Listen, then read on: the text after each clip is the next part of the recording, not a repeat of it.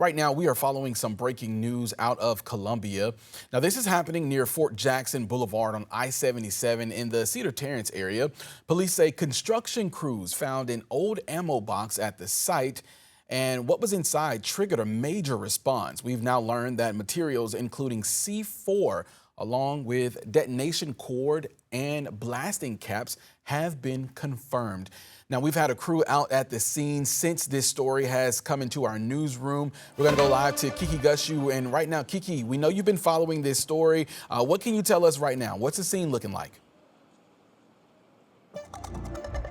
Xavier, if you were with us a little bit earlier, you definitely saw there were a lot more law enforcement vehicles behind me a little bit earlier. As they headed out, I caught up with one of the team members on that explosive ordnance disposal crew, and he told me that there really wasn't much that they found about the ammunition. It was so old that they actually couldn't read the serial numbers, so they can't really trace where it came from. He said from here, they're just going to go and dispose of that old ammunition in a safe manner. So that's really what we heard from tonight. But I also want to take a listen to what a QT worker here, we're on QT property, what she saw. Take a listen.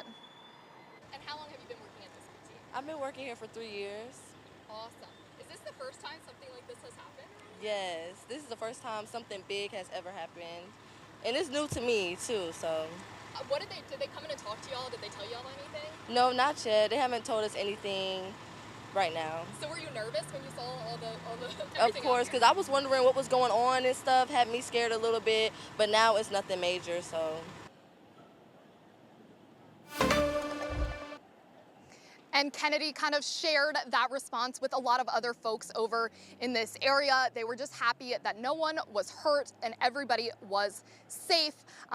They are going to investigate a little bit more. They have some crews out there from the ordnance disposal teams over at Shaw Air Force Base and from Fort Jackson, just kind of looking to see and make sure the rest of the area is secure and that the construction crews have been notified if they find anything else to let CPD know.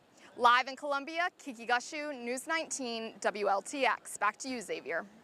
All right, Kiki, thanks so much. Well, as this situation continues to unfold, we want to bring in more perspective from law enforcement.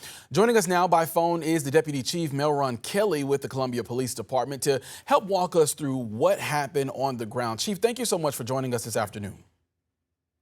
Good afternoon. How are you guys?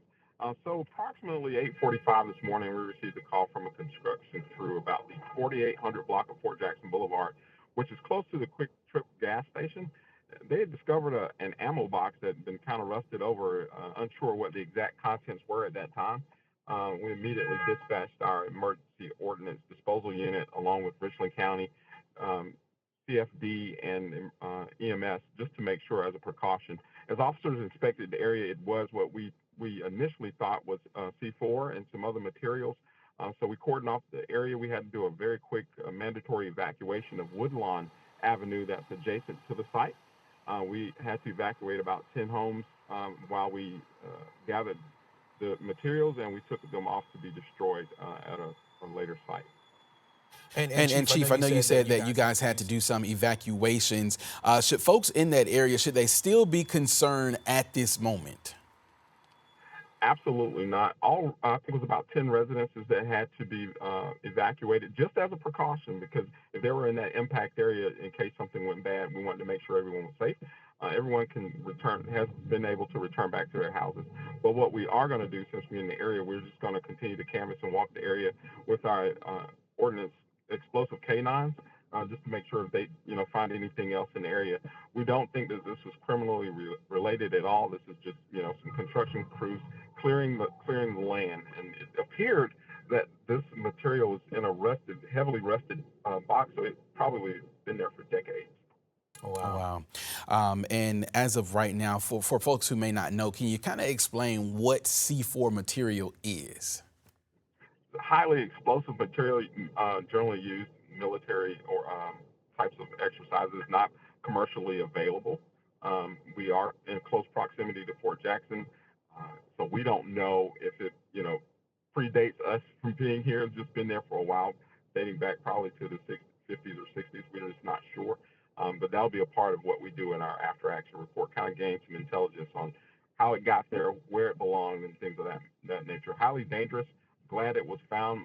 Absolutely thankful that nothing happened, but also thankful to the residents to help us, evacuate the area seamlessly. Everything worked out. And as of right now, is there any idea of how long this investigation could last? We will remain in the area for a few hours. The materials have been removed, but we're going to remain in the area to kind of get an idea of how long that area has been overgrown, what used to be there, things of that nature. So that'll be a part of our wrap up and after action process. And just I know you said that this C4 material, it can be very dangerous. So how thankful are you guys that the construction crew actually notified you all about this instead of just maybe throwing it in the trash or something along those lines? I absolutely would hate to think what would have happened if we hadn't gotten that call. So we're so thankful for them to do that. But they're trained as well when they run across things when they're clearing land. No, you never can tell what's in the area. So they work with enforcement to make sure they make the call. If you see something, say something, make the appropriate calls, and that's what happened in this regard. Absolutely. And I know earlier our reporter was out on the scene and said that traffic was not was not impacted, that much. Do we know if that's still the case right now? Are you guys closing any lanes or keeping the area closed for drive-through traffic right now? No, we're back to normal operations, as we call it. Nothing is obstructed. There are no obstructions to traffic. Our crews have packed up and we've left the area. Again, we have a few of our canines on the ground just checking the area. You may see us back just walking the perimeter of the property and doing some wrap-up things. But no traffic is impacted. There are no barriers to traffic at all. And my last question for you, I know you said that the C4 has been removed. As far as testing, what does that look like? What are you guys exactly testing for? Well, while I'm not really well versed in this part of it, but I know our EOD technicians, they can tell by sight what type of material it is. They'll go through their protocols, and then they'll ultimately destroy whatever the device was or the ordinances were in a safe area. We work with the Richland County Sheriff's Department at their range to dispose of the material, and that's what will happen in this regard. All right, Deputy Chief, thank you so much for joining us. We really appreciate you adding that context to this story. And of course, if you're just joining us, we're going to continue to follow this developing story as it unfolds throughout the rest of this evening.